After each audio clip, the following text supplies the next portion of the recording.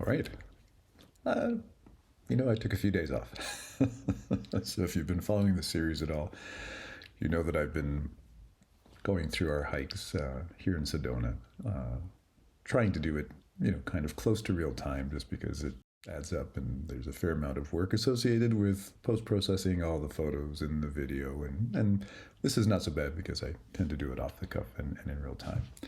But I got a little behind. So this was a hike that we did a few days back, and I'm calling it Ridge Trail.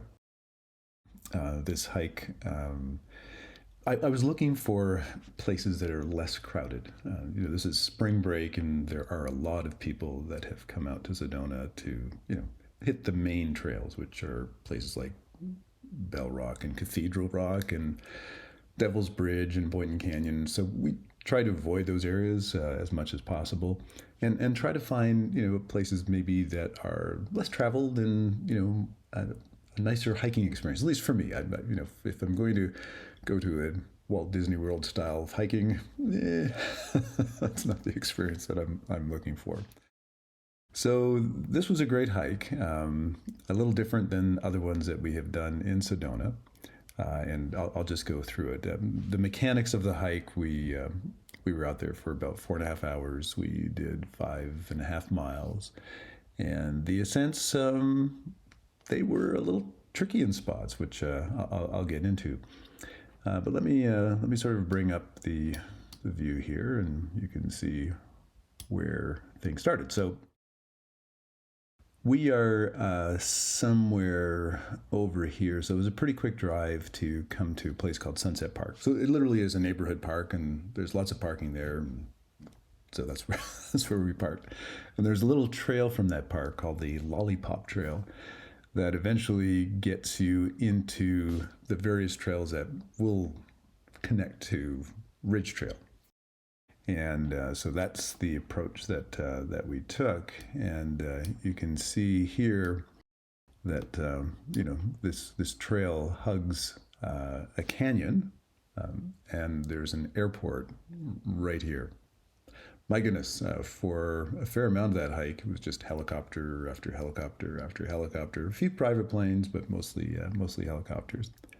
And I guess that's what you get when you are hiking on a Saturday. It was a beautiful day, nice clear skies, and so there's a lot of noise coming from the airport. We had intended to do a loop, and I'll see if I can bring this around the other way.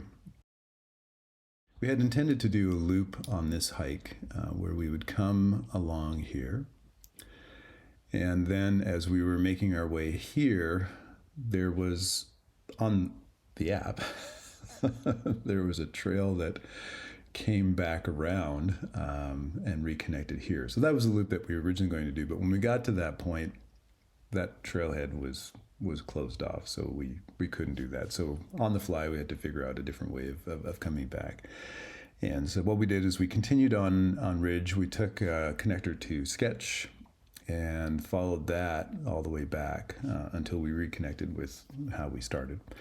And it was here that we had some amazing views of Sedona. Again, I'll try and get this up for you because this gives at least a little bit of an idea.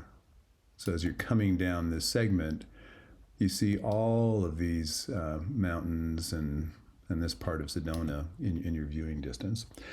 Now, when you make the turn, the trail narrows considerably. It's more like a footpath than a trail. And we found this part to be, somewhat tricky going. But very soon you come back to a much easier experience. So was it less crowded? Well, not at the beginning.